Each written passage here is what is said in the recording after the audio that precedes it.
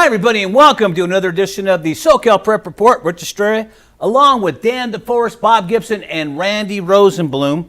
Our guest tonight is going to be Woody Grayson from Bellflower High School. He's the head coach. We'll check in with Woody in just a little bit. But right now, I just want to say hi to you guys. Everybody have a good week, or what's been going on with you guys out there? don't everybody speak up at once. Come on, Randy. I know you're chomping at the bit. Yes, great week. Good week. Yeah, whatever. You guys are all full of it. You wouldn't tell me anyway if you had a bad one or not. It's kind of open. One of you guys would have had a bad week, so I can get on you. Anyways, fellas, it looks like everybody's playing. Everybody's getting along. All the sports are kind of in full swing right now. We're going to televise some girls basketball next Wednesday night live here on LA 36. And football teams are playing, guys. Everybody seems to be doing just fine right now. Randy, what do you know? What do you say about LA? Well, we had the one team play this week. That was Birmingham, the Patriots. They played yesterday, a rare Wednesday game, and lost at St. Bernard. They gave up 58 points and lost by 30. I think Birmingham's got two great players in Arliss Boardingham and Jeremiah Cox. Boardingham's a defensive end and also a tight end, caught a long touchdown in the game. And Cox, again, is another player that catches the ball and is a terrific player in the secondary as well. Birmingham isn't as strong as the team that we last saw when they won the championship in 2019. So that's what's happening in football. We have to wait for the rest of the teams to catch up on April 9th when the rest of the city really gets it going. Hey, Randy, I got a question. Sure. Did you say they lost? St. Bernard's lost? They got blanked? No, St. Bernard won. And the interesting aspect, that's Manuel Douglas. Okay, yeah. He's got it already going with a very young football team there. Jackson Dadich is one of his quarterbacks who came in and threw 2 touchdowns, is the same Jackson Dadich who was the Birmingham quarterback that won the championship in 2019. So he came back to haunt his old school and old friends. Yeah, isn't that something else? All right, continue on, Randy. What else you got? A few other things. You know what's interesting is we're still waiting on indoor high school basketball in the LA City section. The southern section's going great guns, and that's wonderful to see. I think it's 50-50, Rich, whether we get the indoor basketball going in the LA City section. I know Buettner, the superintendent, wants to play basketball. He's still waiting to see if there's going to be a surge. He's waiting till after the spring break.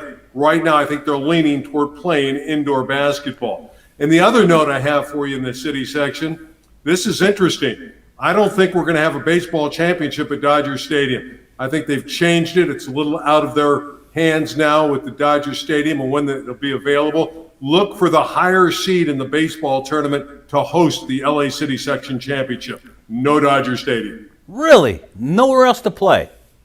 It'll be at the higher city seeding. That's where the home team will. You think they would go to UCLA or Dado Field at USC or something like even Fullerton, Cal State Fullerton?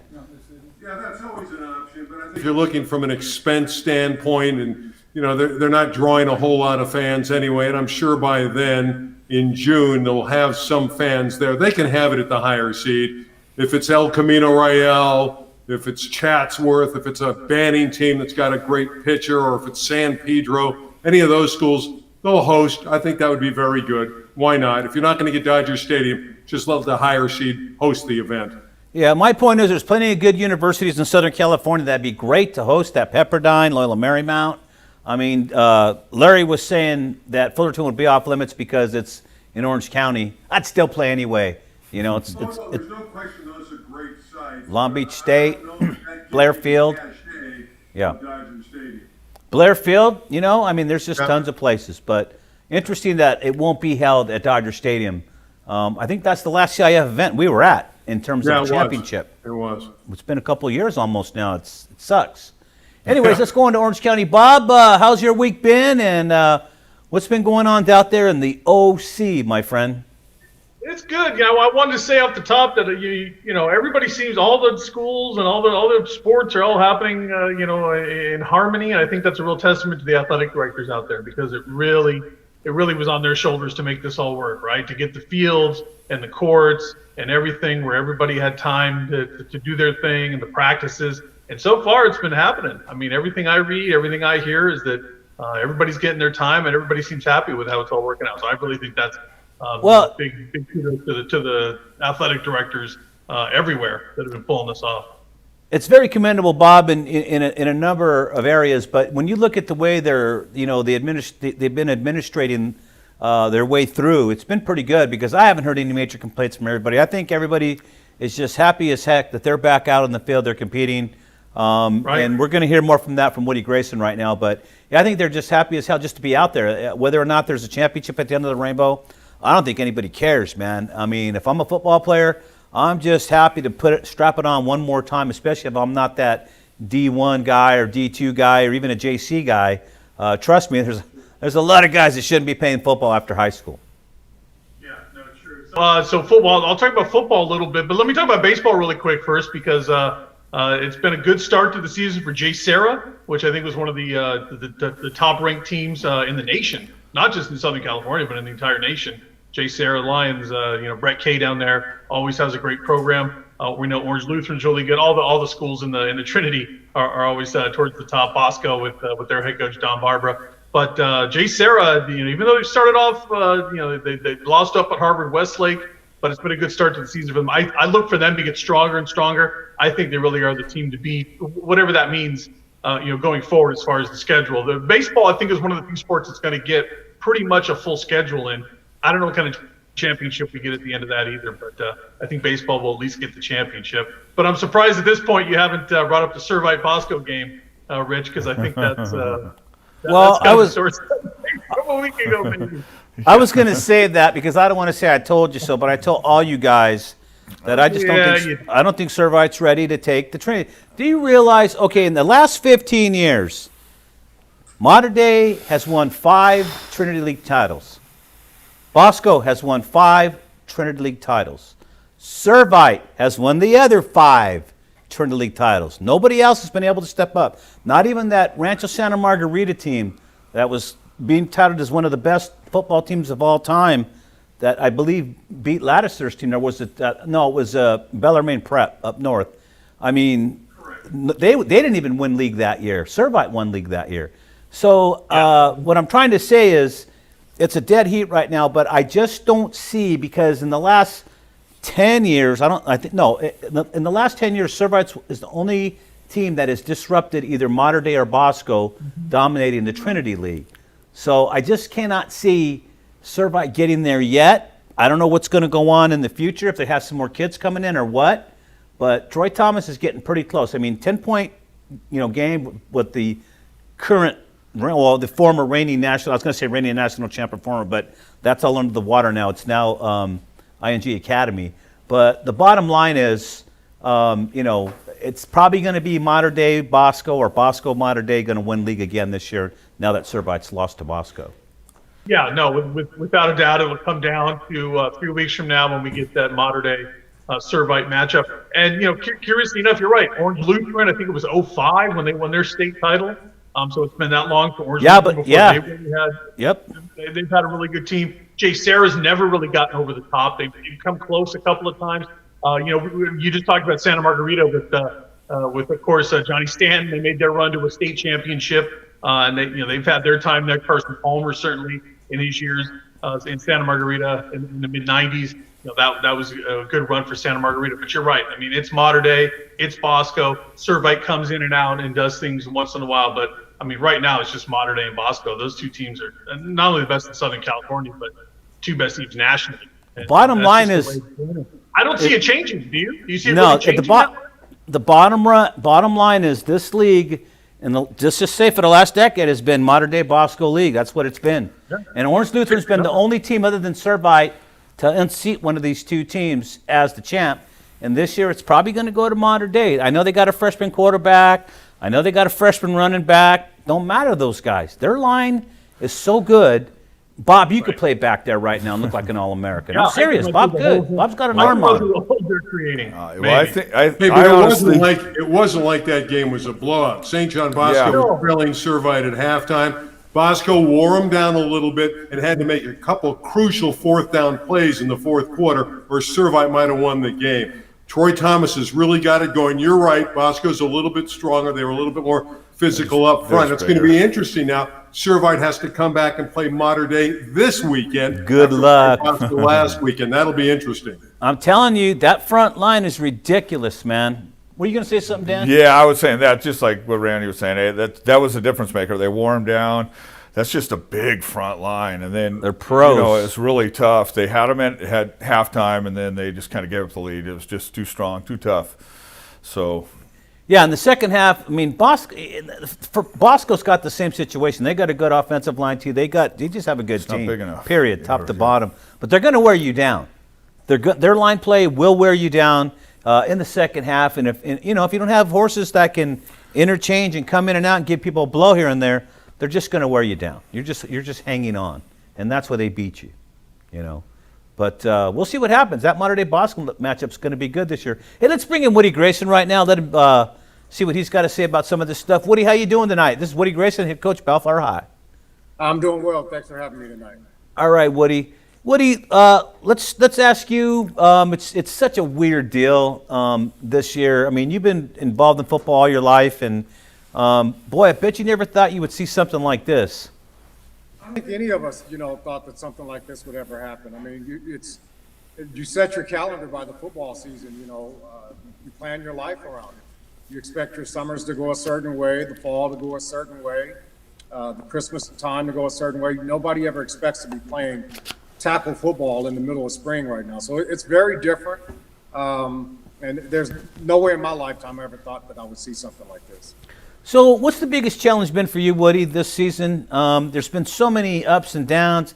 You might play, you might not play. Maybe it's December, and okay, January, and now here we are in March. And you guys just barely got the okay to go. But what's that struggle been like for you guys? Well, a lot of things. We were getting into our off season when everything shut down in March, and not having the kids around. We couldn't get on campus. We weren't allowed to work out with them at all. So we really didn't see them all spring. We didn't see them all summer. We received late word that we'd be able to practice in the fall, but then the numbers, the COVID numbers spiked, and we had to shut it down. And so we didn't see the kids again. We let them loose again in November. And to be honest with you, we were kind of expecting things to stay the same. We really didn't expect that we would get back on the field. And, all of a sudden things changed as far as what the criteria was to get back in practice. And so, we were kind of scrambling there, trying to let the kids know what was going on and trying to get information from the district as to what we could do. So it all just happened really, really fast. All of the off-season calendars that you're used to running and having the time to really to install things and get kids prepared, it just all happened in a hurry. So we, 2 weeks, and then we were on the field playing a game. So it was just, we're still swimming a little bit, but it's great for the kids, especially for the seniors, to have an opportunity to get back on the field in practice situations and be around their coaches and their teammates and friends, and actually get on the field Friday nights and have their parents watch them one more time. Do you have to share athletes right now with others? Are they letting you do that yet? You got any Bo Jacksons on your team or Deion Sanders types? I mean, If I had Bo Jackson, Rich, we wouldn't be having this conversation. Yeah. But yeah, we have a couple of kids that are playing soccer as well as football. They're both, kickers and receivers. So we're sharing those two kids. Other than that, the rest of our kids are just football kids. Yeah. Because it could be challenging. I read somewhere in the state was going to relax the constraints and let kids play, dual sports during this year, because everybody's playing right now in the spring. Everybody just kind of got thrown in, and I just wondered because we have talked about the smaller schools being the ones that are going to be hurt the most by that rule.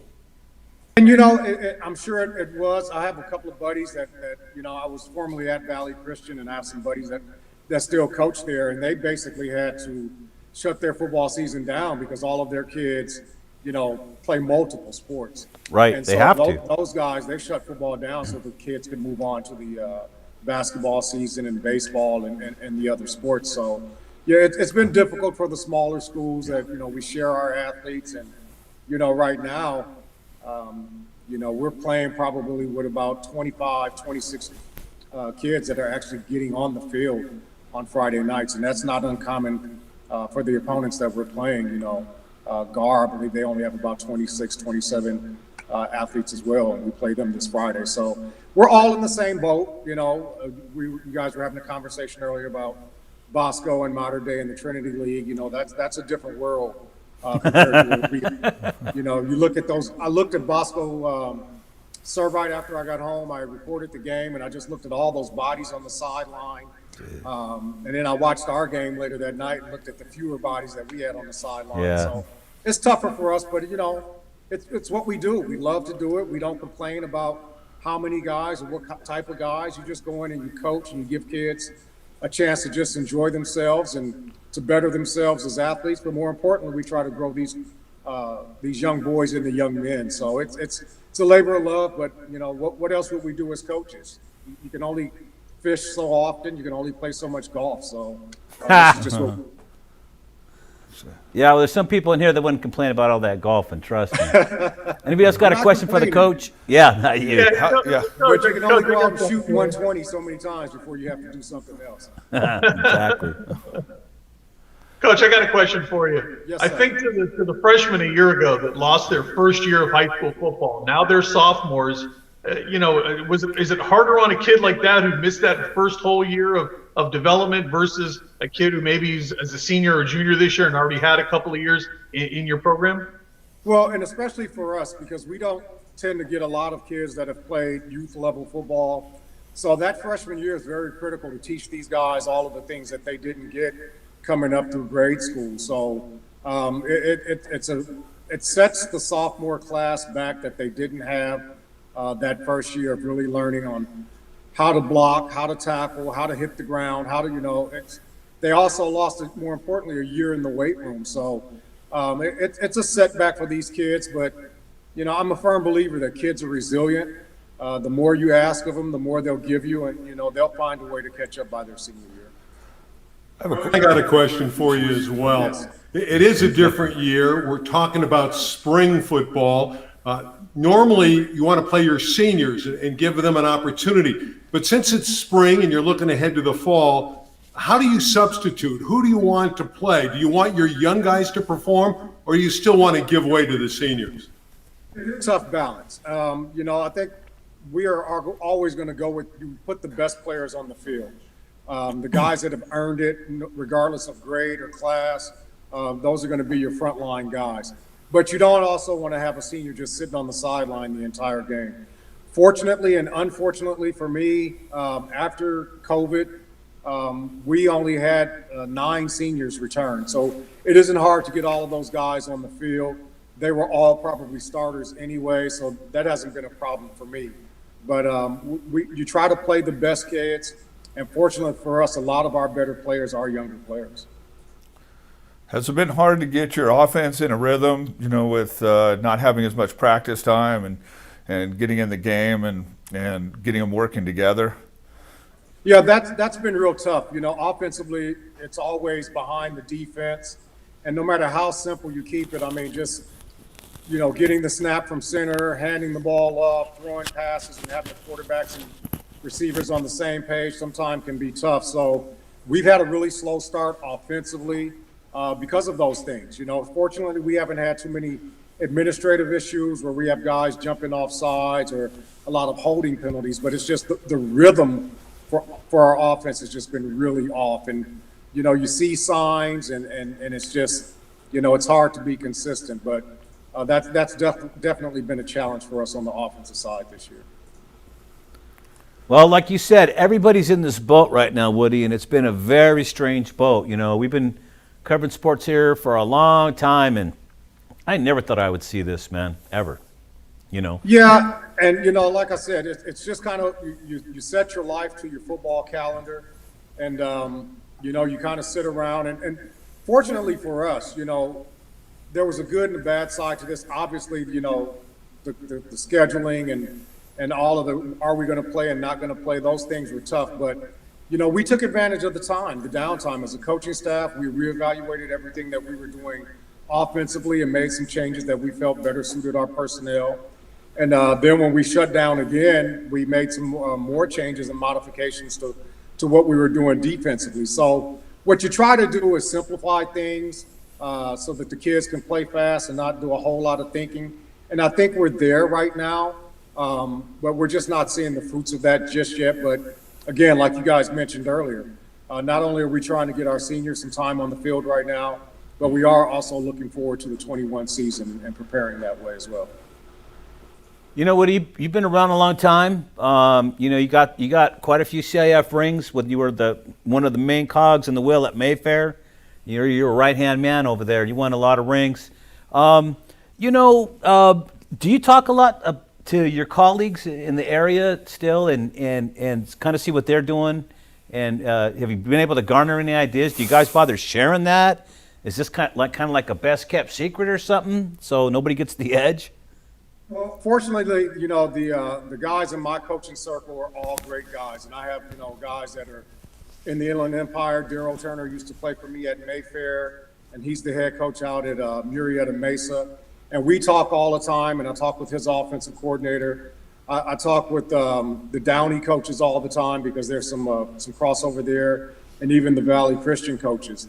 I'm still very close with some of the guys on the Mayfair staff, so you know, it's a fraternity, it's a brotherhood, and you know, a lot of these guys that you first cut your teeth into coaching with, you go to all the coaching clinics and you hang out and you talk football and you talk life, and so it isn't strange to just reach out to a guy that you haven't talked to in a year or 2 years, and you just share information and help each other. So fortunately, my circle is very tight that way, and they reach out to me and I reach out to them all the time. So yeah, we share ideas all the time.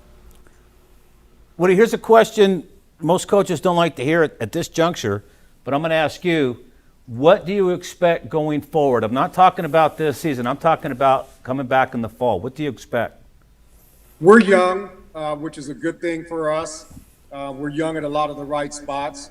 So, you know, this is kind of for the young guys, it's basically a padded spring football. So I expect us to come into the season next year, which will be the last year of the Suburban League as it's currently constructed. So I expect us to come in a lot stronger. We'll have an off season in the weight room. The kids can have a better idea of what we're trying to do with the new direction offensively and defensively. And I expect us to be very competitive as we get ready to move into the conference model along with the San Gabriel Valley League. So in the 22 season, it'll be ourselves, Gar, Norwalk, Linwood, Dominguez, and then, you know, Mayfair, Downey, and all those guys will be on a different side of the conference. So I expect things to change for us. I expect us to be competitive, and I expect us to continue to grow the program and go in the right direction. And I expect that we have an outside shot at, you know, winning, being one of the top 2 or 3 teams in the league and definitely getting into the playoffs come fall. That's going to be a crazy league right there. I'm going to tell you right now, combining some of the San Gabriel Valley with the Suburban, man. Holy the top smoke. end of the Suburban and the top end of the San Gabriel Valley is going to be a monster. It will be. It'll be interesting. It's going to be on a rotating basis, so we'll have a chance to earn our way into that top tier. But you know, it's going to be a monster. It'll be fun to see. Coach, are you working right now, expecting to play in the fall? I mean, everything will be status quo. Won't have spring ball because you're having it now, but you'll have summer workouts before you get into August. Yeah, you know, and obviously all of this is, you know, kind of out of our hands. You know, the Department of Public Health, you know, what they decide we do. But I fully expect, with the way things are going and the numbers, I fully expect us to have a full season come fall. I expect things to be back to pretty much normal. Obviously, kids are getting back on the campus in some degree, you know, in our community and all the others. So I just have a feeling that by the fall, things will be more normalized and, you know, we'll be able to just start our fall camp and get right on into regular business. All right. Anybody else got any questions for Coach before we hit him up for about Tom Brady and Ronda Rousey and all that stuff? Well, the only other question I would ask is, he's obviously in Bellflower, and that's the home of St. John Bosco. How do you build your brand with a school like that in your neighborhood? Obviously, you know, Bosco hasn't always been on top. You know, in my years at Mayfair, we actually played Bosco, and, you know, we were successful one year and not successful the next. Everything is cyclical. You have to, number one, control the business on your campus. So we have to do a better job of developing the guys that we have here. You know, when Bosco was first starting to rise, so to speak, we were losing kids to Bosco, but that's not happening right now. So the kids that we have, we just have to hold on to. Obviously, we have to get a greater turnout on our campus, develop our kids, take care of our business. We don't need to try to be Bosco because we don't play their schedule. Right now, what we need to do is try to be the best Bellflower team that we can be year after year. And just like at Mayfair, when I got to Mayfair with Fitch, coming from Whittier and that run we had out there, Mayfair was the laughing stock, and it was a slow build, and you build your brand just by taking care of business on the campus. And, right now, Mayfair is kind of self-contained, and no discredit to the coach that's there now. Derek Riddell does a great job, and he and I are good friends, and we get along well. But he was once here at Bellflower, and we kind of both believe the same thing. Take care of business on your campus, and everything else will follow. Yeah, and you guys had that model back when you took over Mayfair. Mayfair, they were like 0-10 every year, but they had 11 homecoming games on their schedule. Exactly. Everybody's home. Even the scrimmage, they try to sneak in a homecoming ceremony during when they were scrimmaging people, just so they could be guaranteed to win. But you guys went in there and started punching out all the big guys. You guys are playing, the Boscos, playing the Paramounts. I mean, you guys are playing everybody in town. I even think you guys had Mater Dei on your schedule at one point or something. It was crazy. And that was, Fitch's motto was, obviously you want to take care of your campus, but then he said, let's defend our borders. And so any city that touched ours or any school that touched ours, we wanted to play them. So, Poly at that time was tough. We played Poly. Lakewood. Played them competitively. Los Altos at that time was tough. So we didn't back down from anybody. You slowly grow your program, and then you take your shots. And, eventually people start to look at you differently, and kids start showing up just because, you're playing all the biggest and best guys. So we'll get there. We're slowly changing the culture, but we'll get there. It's just going to take some time. Yeah, most definitely. Woody, we really appreciate you coming in tonight, talking to us about your program. We'll be doing some more of that in the future. Guys, we just got a couple minutes left. Randy, you got anything to close out with? Yeah, I just think it's great that 3 players from the CIF Southern section in basketball are going to go to the NBA next year. Josh Christopher, who went to Arizona State, he was from Mayfair, and the 2 players from Sierra Canyon, BJ Boston, who went to Kentucky, he's declared for the draft, as has Zaire Williams, who was at Sierra Canyon, went to Stanford for 1 year. He's going to be in the draft. 3 players from our last basketball season in the Southern section going to the draft. All right, what about you? Here's a guy over here next to me.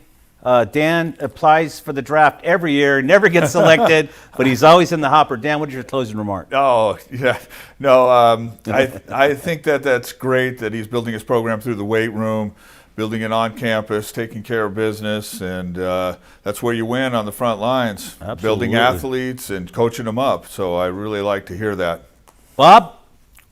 How about West Coast College basketball? SC made the grade 8, UCLA in the Final Four, and a shout out to Johnny Juzang and Jake Kyman, of course, Santa Margarita. Those 2 kids get to play in the Final Four for UCLA, a couple of local kids from around the area. So West Coast basketball, alive and well. You keep those kids here. Don't let them go to Kentucky and Duke and all those other places.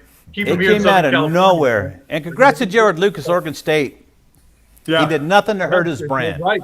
Lucas was the great, right? Oregon State was there. Yep. And don't forget Cody Riley of UCLA, too. Sierra Right. Canyon. Yep. Right. And we'll see what happens with the Bruins this weekend, guys. Woody, thanks for joining us again. On behalf of Woody Thanks, guys. Grayson, Dan Thanks for DeForest, Bob Gibson, and Randy Rosenbaum, I'm Rich Estrella, saying so long from your friends here at the SoCal Prep Report. We'll see you again live next week. Thank you for joining us.